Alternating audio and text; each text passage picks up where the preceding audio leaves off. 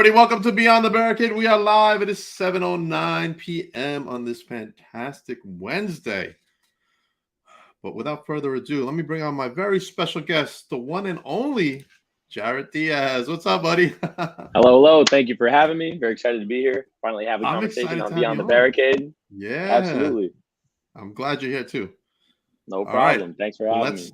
No problem. Let's start off with your show this Saturday. Let's bring that poster up real quick. Yes, let's talk about it. New Age Wrestling presents Let's do End of it. an Era. I am defending the Junior Heavyweight Championship against Kenny Bangle. Now, I have not competed against Kenny Bangle, but I've seen Kenny Bangle. He's very talented, very athletic. I'm looking forward to the matchup, right? But I'm how would you say? I'm a noble champion, a defending champion. So I'm very excited to defend my title, put it up on the line against a talented guy like Kenny. I have, technically speaking, have already defended it against Prince Ahmed last month. But this was the first time I actually put my hands on the title belt, raised it above my hand for the first time. So I'm very excited to properly walk into the show as champion, strapped over the shoulder, walk in, walk out as champion. That's awesome, man. That's a great looking poster there, man. I love it. Oh, dude, I know. I don't know who made it, but it looks fantastic. Yeah, right. I recognize. If I find out who made it, I'm gonna make sure they know, and I'll tell you. All right. I know Chris Cage. I know him. It was probably Cage. But if you check it out, I'm smack dab right in the middle. You're right in the middle. That's right. Is that cool. Johnny Rambo right next to you? Yes. Okay. Yes. I thought it was him. All right. Now let's talk about this upcoming match you got on July 1st. It's a big one. Yep. July 1st. Jarret Diaz versus Rich Swann for the CZW World Heavyweight Championship. I'm over the moon for multiple reasons, right? First and foremost, it's a world title match. The main event of a July 1st, a special show with Combat Zone. I've been with CZW for a little over a year now, and I've had opportunities to grow as a performer, grow as a competitor, and recently have been unstoppable at CZW. That's number one. Number two, potentially just as important, is that Rich Swann is one of the first people that I met coming up in wrestling when I was living in Orlando, because he lives in Orlando with Sue Young and with their baby, and they're a beautiful family. And I got a lot of respect for Swann, but like, I don't know, at the same time, it's a matchup I've wanted for a long time. It's a matchup that for most of the time that I wanted it, was not ready for it, but I'm ready now. I'm ready to beat Rich Swann. I'm ready to go 100 miles an hour, run around the guy, kick him in the face, beat him for the world title, call myself CZW champion, and go from there. Now, this is going to be a great match. I can already tell, because I've seen you wrestle, and I've seen Rich Swann wrestle, and this is going to be crazy. Swann is crazy talented. Like I said, I've been looking forward to it for a long time, and you got to tune in. It's going to be on Premier Wrestling Network, or just show up. It's at the State Theater Live in Hopkins, Maryland, and it's an opportunity, one of many that I've been looking forward to for a long time. Awesome. That's going to be a great show. I think the Slime Balls are on there too, right? On CZW? The Slime Balls are on there, as well as Mike Estrella, returning from Germany, from a European excursion. So that'll be pretty cool. And a lot of other talent, come through, see what's up. Look at that. We got a comment already. This is Serena, my book. Yeah, shout out Serena. She knows. Serena knows that it is going to be a great match. Serena knows her stuff, man. She's ready. But I want to bring up the graphic one more time real quick, because I want to talk about the Superman tattoo. Are you a big Superman fan? Superman tattoo. I'm a big Superman fan. That's partially why I got the tattoo. That was my first tattoo. I was 18 years old, about to finish high school, and my dad, when I was like 9 or 10 years old, got the Superman tattoo right below his neck, so like upper back.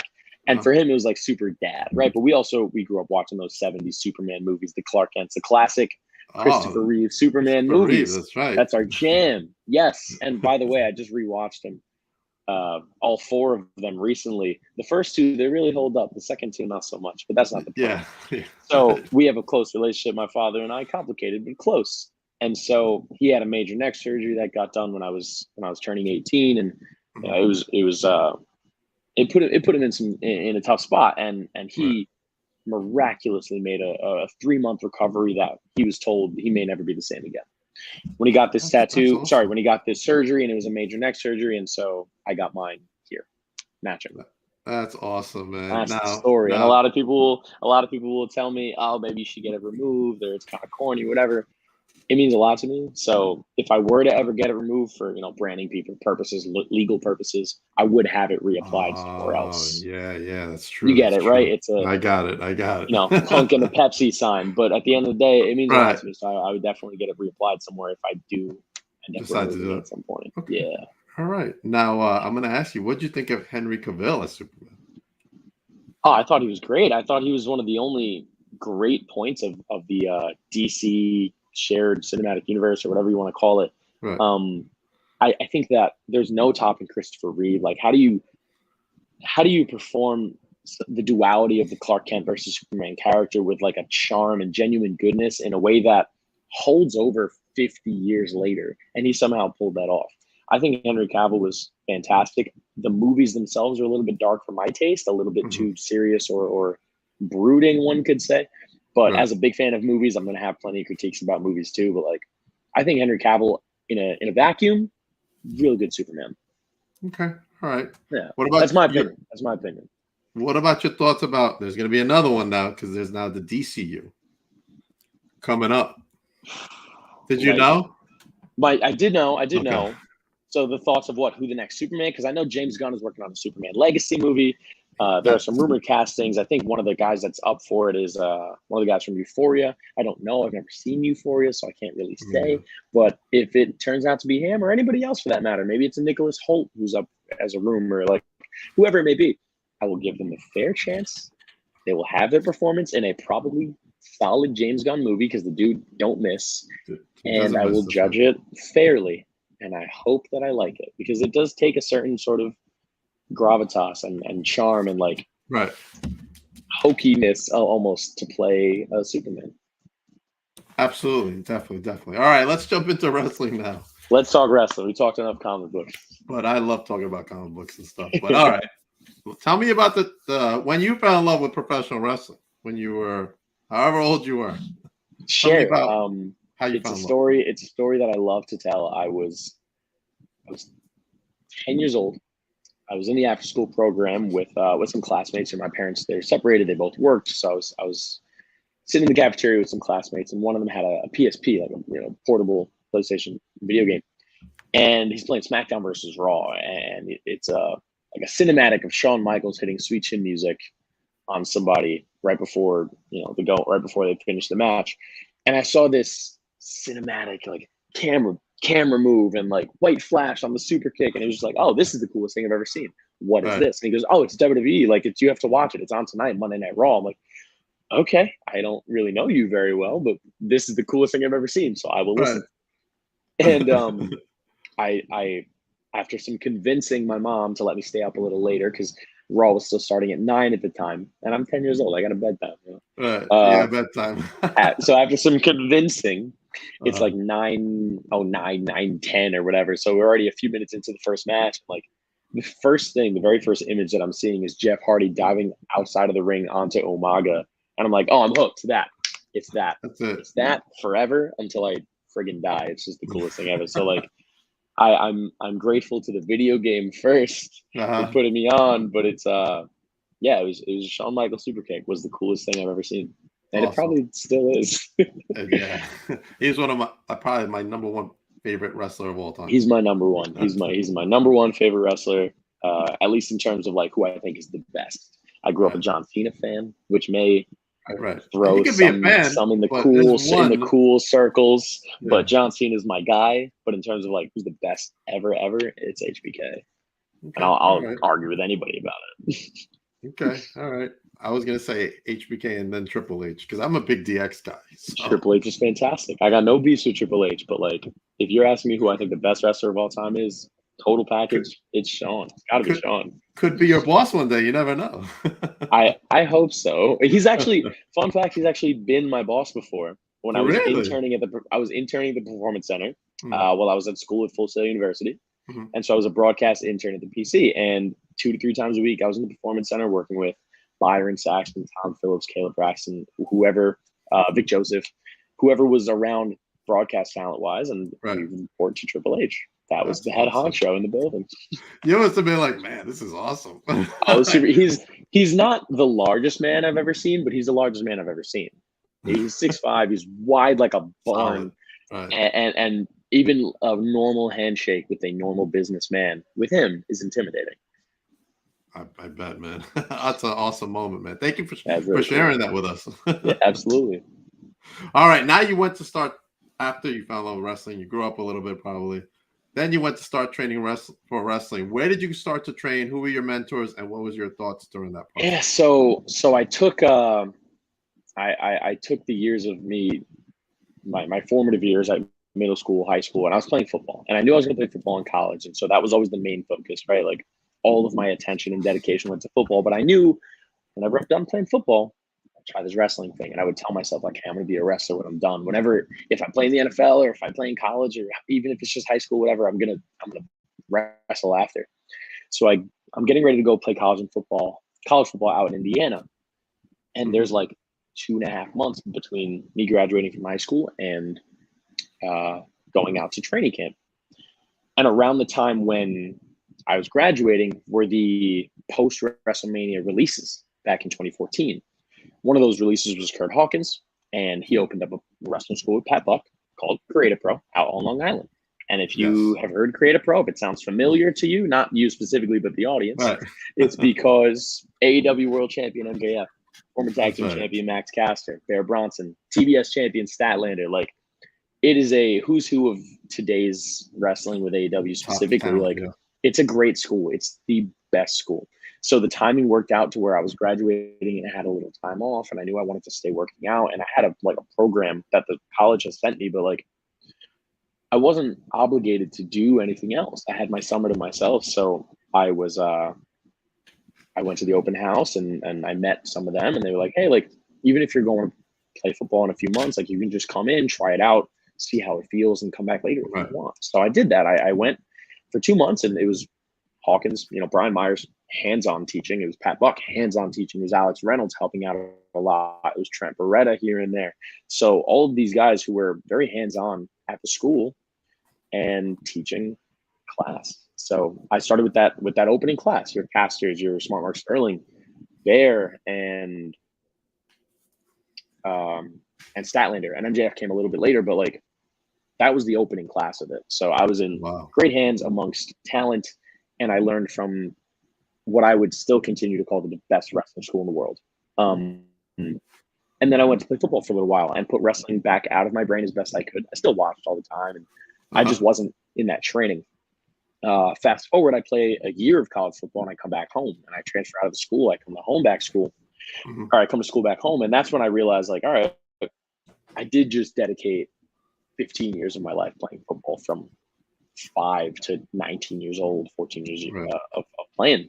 But there's a lot of things that I wanted to try that I never had the chance to.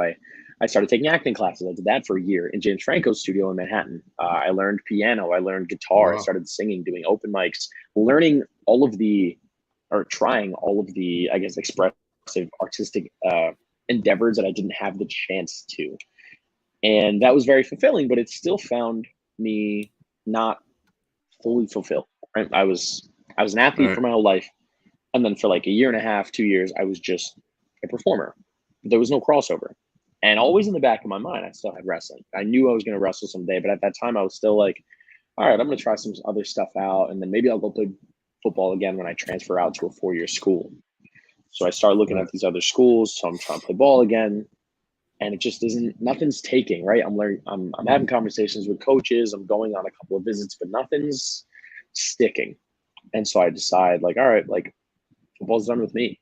I can move on from football. I don't need to force this, but I want to go get my degree. I want to finish my degree and get something that I think I can do a job with. So I go to Full Sail University. They have a sports broadcasting program, A, and B, they have a relationship built in with WWE. NXT, from the moment they became a wrestling show, not a game show, to up until the pandemic, all of their shows were at Full Sail University. So they employed students to help with the marketing and ushering students and audience members into the building and selling T-shirts and graphic design and all of those. So they had a built-in relationship with the school, and I can get a degree that I thought I could do a job with. So I decided to go to school there. I moved down to Florida. I pack up my truck, my Jeep. I pack my whole life into a car, and I go.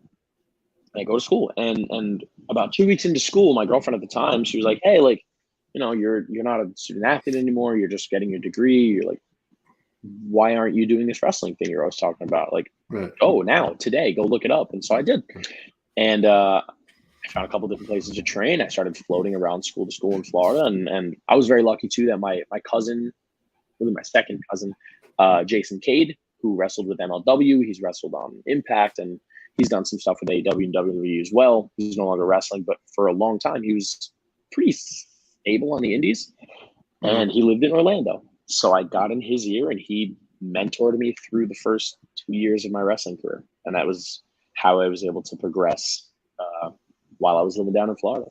And that's, I guess, the beginning, the orientation of me doing full-time wrestling. Right. That's a great story, man. You're multi-talented. It's a little long-winded, but I do my best to knock the important points. That is awesome. So if all right, you're wrestling now and somebody says to you, "Hey, we have a part for you in this movie," you just jump right into it. I mean, yeah, I would love to explore the wider world of entertainment. I think that sometimes people can get a bad rap for like wanting to use wrestling as a platform to do something else. I don't love that as a mentality. Like, I do love wrestling more than anything in the world.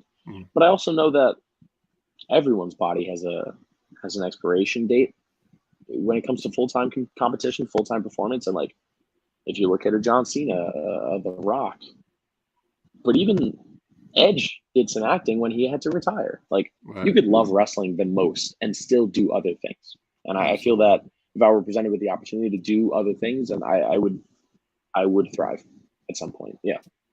Awesome. That's a good attitude you got, man. That's awesome, man. All right. Let's talk about your first match that you had professionally. Who was your first opponent? Let's do it. And my first proper match was against Jason Cade, who was way better than I had any right to be in the ring with as my first proper match. Dude had already been wrestling for 7 years. He was featured regularly on MLW television. He was the champion at like 3 different places. And he was like, "Yo, listen, I can have this match. I can have this match with you. Hey, I'm going to take a cut. I'm going to take a pay cut to have this match with you. But more importantly is I'm going to take you into deep waters. Like, I know your cardio is there. I know you're an athlete, but you have to pull your weight creatively, artistically, right? Or at least keep up with me, because if I couldn't, we'd both look stupid."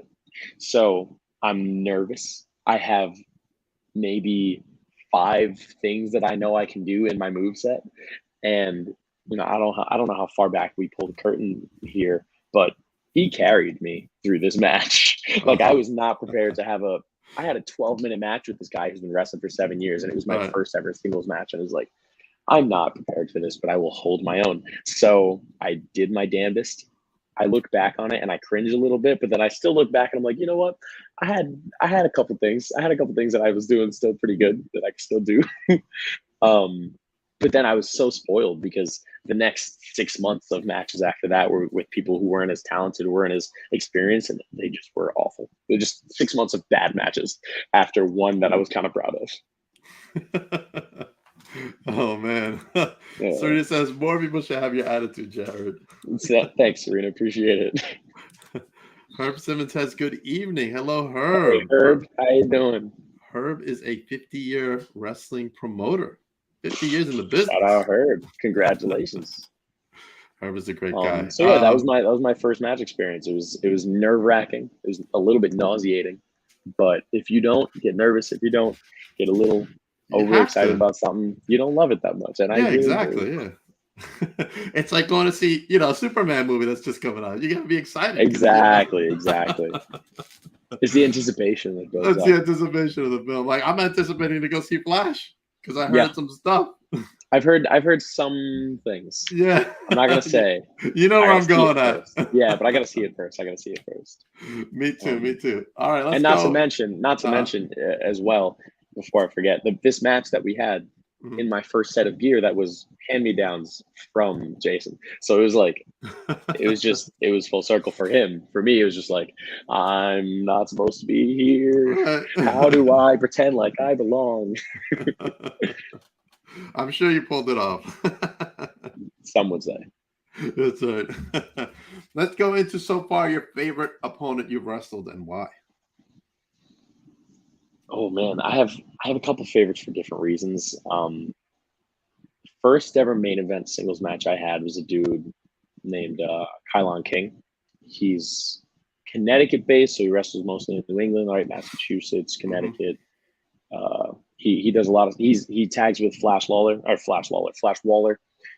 as Miracle Generation, and they've been doing a lot of cool stuff this year throughout the East Coast and the Midwest. Yes. Yeah, they're dope, good guys. I've never wrestled Flash one-on-one, but I've wrestled Kai a few times now, and every time we wrestle, it just gets easier, which is phenomenal. That's all you can ask for. So I would say he's one of my favorite opponents.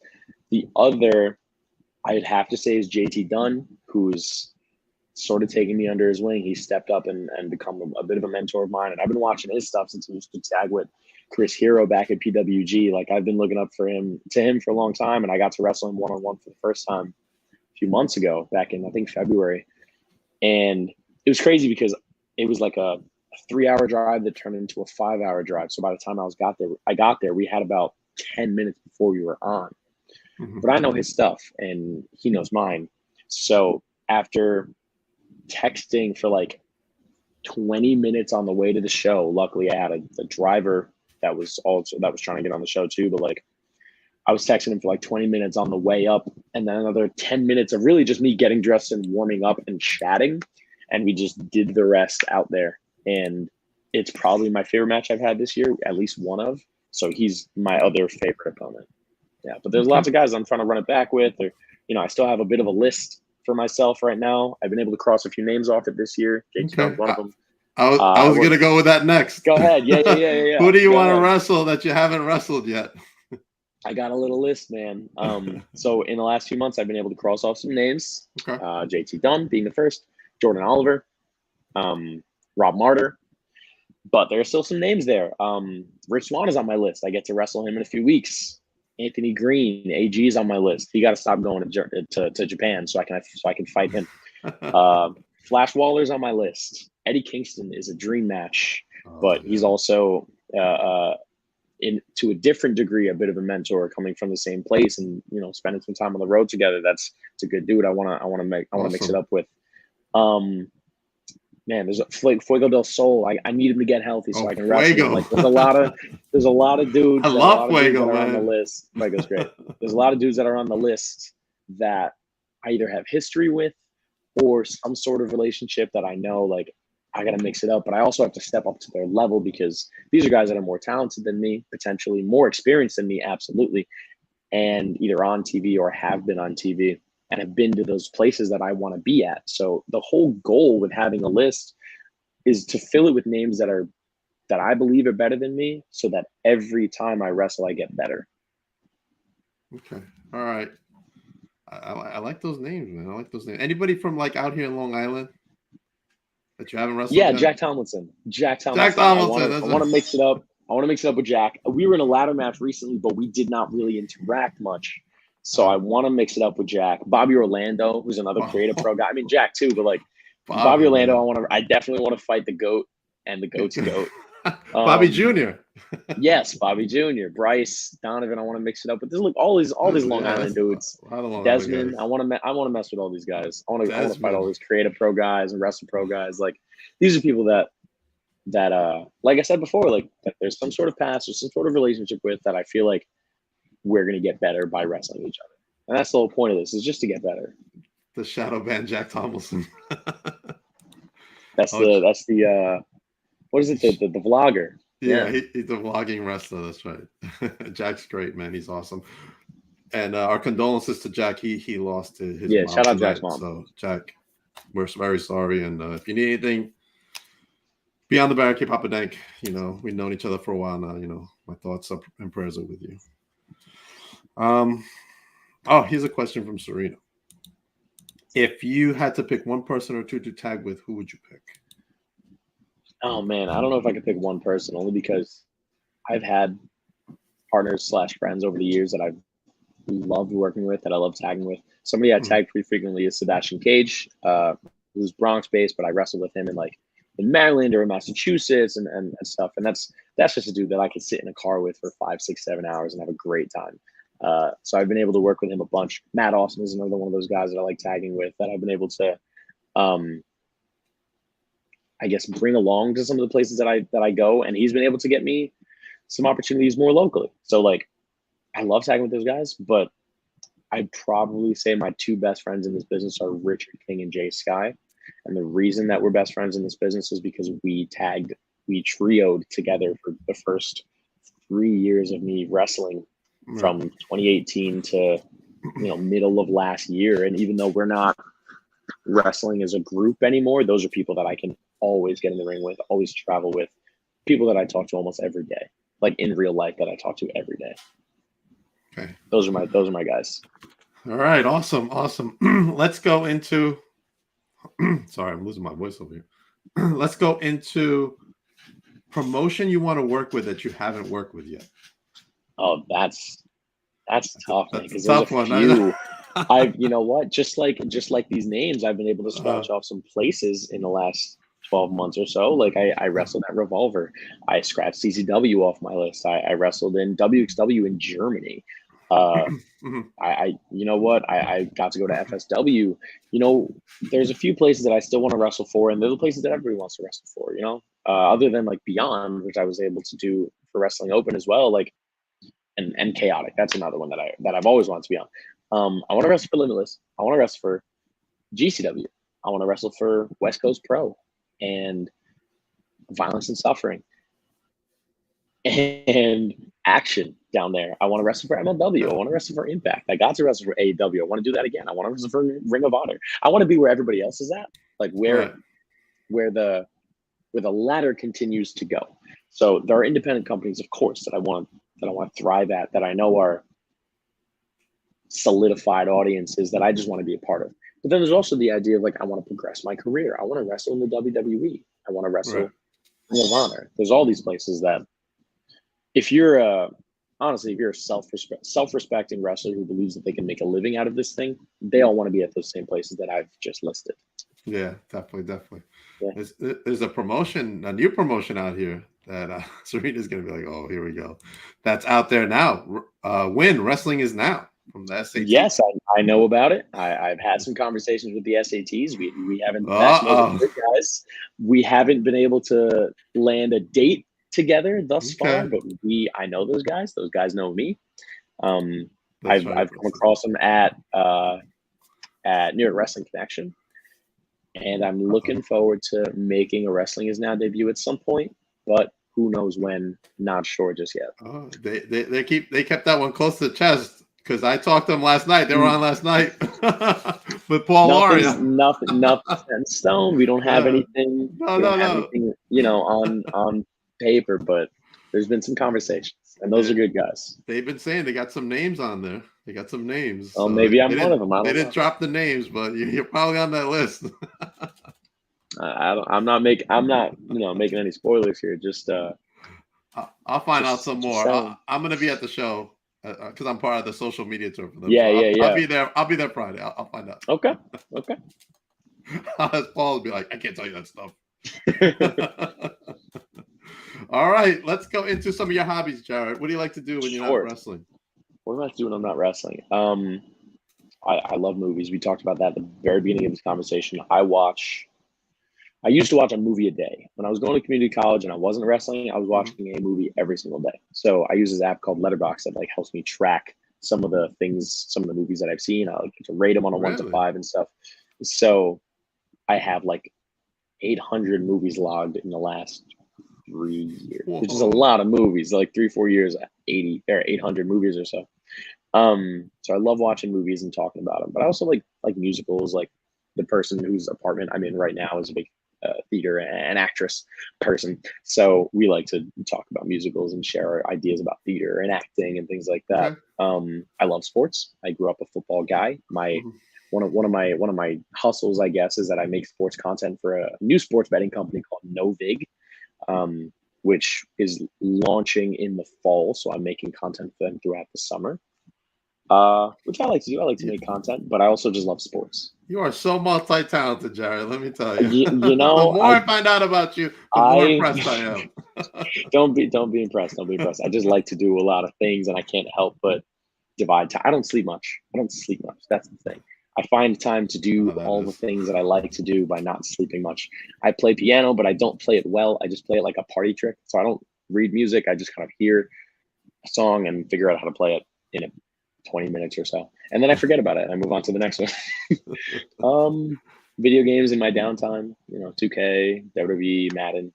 So you don't sleep much. I don't sleep much. And then of course, I have to eat right. I got to work out. I got to make sure I'm keeping the body right and healthy for wrestling. So my time is used. I'm gonna ask you two questions regarding your hobbies. Favorite movie and favorite musical. Favorite movie is The Departed, and that's an easy one. Okay. I think it's the greatest movie of all time. I don't know if you've seen it. I don't know if your audience has seen it, but it's the best. Your Scorsese, you got DiCaprio, Matt Damon, Jack Nicholson, Mark Wahlberg, Alec Baldwin, and it's a great story. Classic. My favorite musical is a little tougher. I feel a very strong connection within the Heights as somebody who grew up here in New York City and is Puerto Rican and is an immigrant family, and that has a place in my heart. But I think probably my favorite, or the one I've seen the most, is Hamilton, and you can see the connection with Lin-Manuel. But I love all of it. I was gonna try and point out something specific, but I can't. It's top to bottom is just great. But there are also other good ones. Like I grew up watching West Side Story and Grease. Les Mis is phenomenal. I was just talking about Sweeney Todd earlier today. That's great. There's a lot of really good ones out there. And if you're not super into musicals, I would say maybe go watch Les Mis because it works as a movie as well as a musical. But I'm no expert. I'm just a fan. I loved In the Heights. In the Heights is one of my favorites. Phenomenal. Love that movie. All right, let's go into, man, we've been talking. It feels like we haven't been talking that much, but our time is running out. Let's talk about some of your goals you have for the rest of 2023. We're halfway over. Sure. So goals I have for the rest of the year. I'm going back to Las Vegas. I was there for Full Tilt Weekend, which was a part of like Double or Nothing. Mm-hmm. I'm going back there, and I'm also wrestling for the first time in Denver, Colorado, for a company called One Revolution Wrestling. So one of the goals is just to continue scratching states off my list and continue to wrestle in new places and grow as a performer. Another goal is to keep hitting those names that are on that list, right? Your Anthony Greens, your Chris Bays, because I know that these people, whether I get along with them or I look up to them, these are people that I know I'm going to get better by working with. A goal continued is to have the junior heavyweight championship be highlighted on New Age Wrestling content and continue to represent the brand as best I can. Another goal is to beat Rich Swann for the CCW title. And if that doesn't happen on July 1st, then I would hope,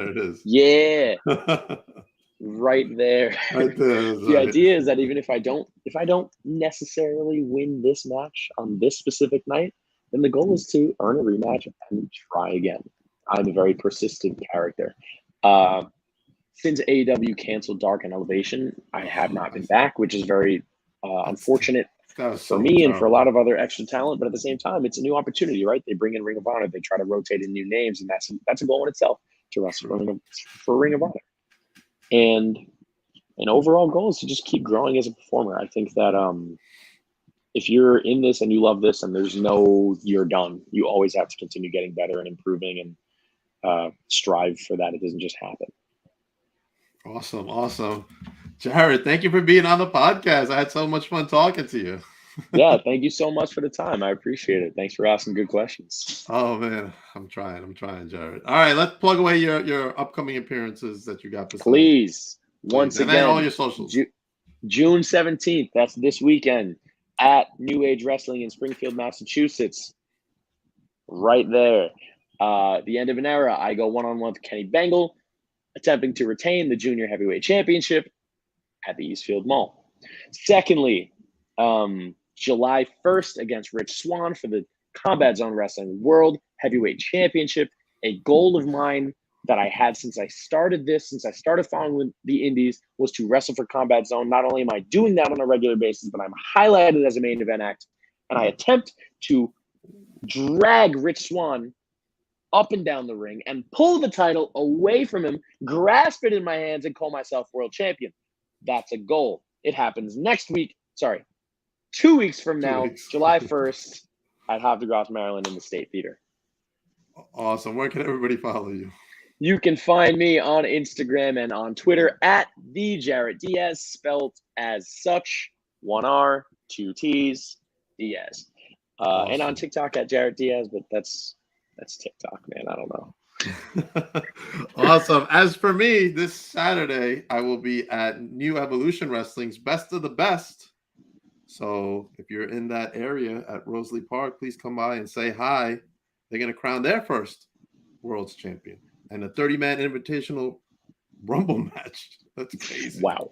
That's a lot.